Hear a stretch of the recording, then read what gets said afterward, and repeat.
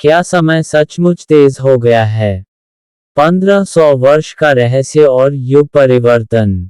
क्या आपने कभी शांत बैठकर यह अनुभव किया है कि समय पहले जैसा नहीं रहा? पहले दिन लंबे लगते थे, प्रतीक्षा लंबी होती थी, घटनाएं धीरे धीरे घटित होती थीं। और आज सुबह होती है और पता ही नहीं चलता कि शाम कब आ गई। क्या सचमुच समय तेज हो गया है? या हम किसी ऐसे युग में प्रवेश कर चुके हैं जहां चेतना की गति बढ़ चुकी है? सनातन दृष्टि में समय केवल घड़ी की सुई नहीं है। समय एक चक्र है, एक प्रवाह है, एक लय है। जैसा कि श्रीमद् भगवद गीता में संकेत मिलता है कि सृष्टि उत्पन्न होती है, स्थिर रहती है और फिर लय को प्राप्त होती है। ये प्रक्रिया निरंतर चलती रहती है। 4 युगों की व्यवस्था, सतयुग, त्रेता युग, द्वापर और कलयुग, ये केवल पौराणिक कथा नहीं, बल्कि चेतना के स्तर का वर्णन है। सतयुग में धर्म पूर्ण था, मन शांत था, विचार शुद्ध थे। त्रेता में संतुलन थोड़ा कम हुआ, द्वापर में संघर्ष बढ़ा और कलयुग में गति बढ़ गई। कलयुग की सबसे बड़ी पहचान क्या है?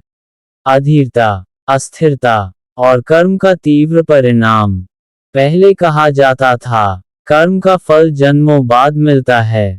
आज अनुभव कीजिए, एक गलत निर्णय और तुरंत परिणाम सामने। एक गलत शब्द और संबंध टूट जाता है। एक अच्छा विचार और अचानक मार्ग खुल जाता है। ये समय का संकुचन है। कुछ विद्वान मानते हैं कि लगभग 1000 से 1500 वर्षों में मानव सभ्यता एक बड़े परिवर्तन से गुजरती है।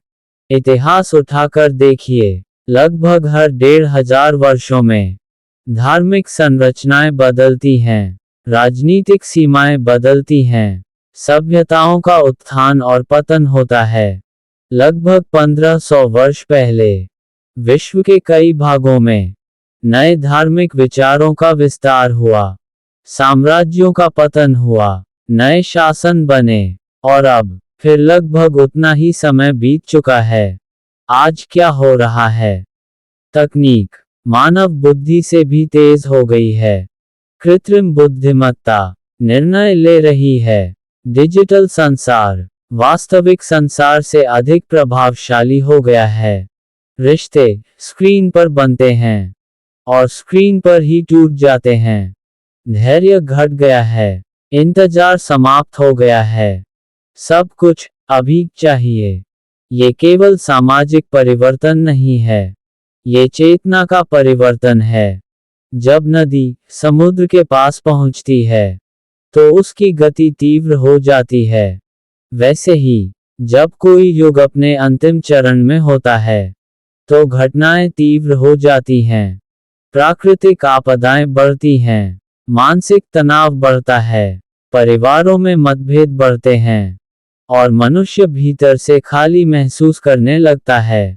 ये भय का संकेत नहीं है, ये जागरण का संकेत है। द्वापर के अंत में श्री कृष्ण ने शरीर त्याग किया और एक नए युग का आरंभ हुआ। हर परिवर्तन से पहले एक अस्थिरता आती है, जैसे घर को नया बनाने से पहले पुरानी दीवारें गिराई जाती हैं।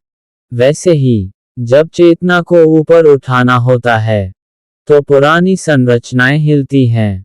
समय कम नहीं हो रहा, बल्कि हमारी परीक्षा की गति बढ़ रही है। आज छोटा सा क्रोध भी बड़ा परिणाम दे सकता है। आज छोटा सा दान भी बड़ा पुण्य दे सकता है। आज छोटा सा झूठ भी तुरंत उजागर हो सकता है। क्यों? क्योंकि सत्य छिपाने के साधन कम हो गए हैं। पहले पाप छुप जाते थे, आज एक वीडियो और पूरी दुनिया जान जाती है। पहले साधना में वर्षों लगते थे, आज यदि मन एकाग्र हो तो कुछ ही समय में अनुभूति संभव है। ये समय की तीव्रता है। कुछ लोग कहते हैं दुनिया समाप्त होने वाली है, लेकिन सनातन दृष्टि कहती है, दुनिया समाप्त नहीं होती, केवल चरण बदलता है। रात समाप्त होती है, तो सुबह आती है, चक्र चलता रहता है। यदि 1500 वर्षों का कोई बड़ा चक्र पूर्ण हो रहा है, तो इसका अर्थ विनाश नहीं, परिवर्तन है। और परिवर्तन हमेशा दो प्रकार का होता है, बाहरी और आंतरिक। बाहरी परिवर्तन आप रोक नहीं सकते, लेकिन आंतरिक परिवर्तन आपके हाथ में है। यदि समय तेज है, तो आपको भी सजग होना होगा। यदि कर्म का फल शीघ्र है, तो कर्म शुद्ध रखना होगा। यदि परीक्षा तीव्र है, तो साधना भी गहरी करनी होगी। डरने से कुछ नहीं बदलेगा, लेकिन जागने से बहुत कुछ बदल सकता है। याद रखिए, समय भगवान नहीं है, समय भी ईश्वर की व्यवस्था का एक उपकरण है। और ईश्वर का नियम न्यायपूर्ण है। जो बोओगे, वही काटोगे। केवल अंतर इतना है, अब फसल जल्दी पक रही है। इसलिए सावधान रहें, लेकिन भयभीत नहीं। सजग रहें, लेकिन निराश नहीं। यदि यह युग परिवर्तन का समय है, तो आप उस परिवर्तन का प्रकाश बन सकते हैं। एक दीपक भी अंधकार को चुनौती दे सकता है। शुरुआत बाहर से नहीं, भीतर से होती है।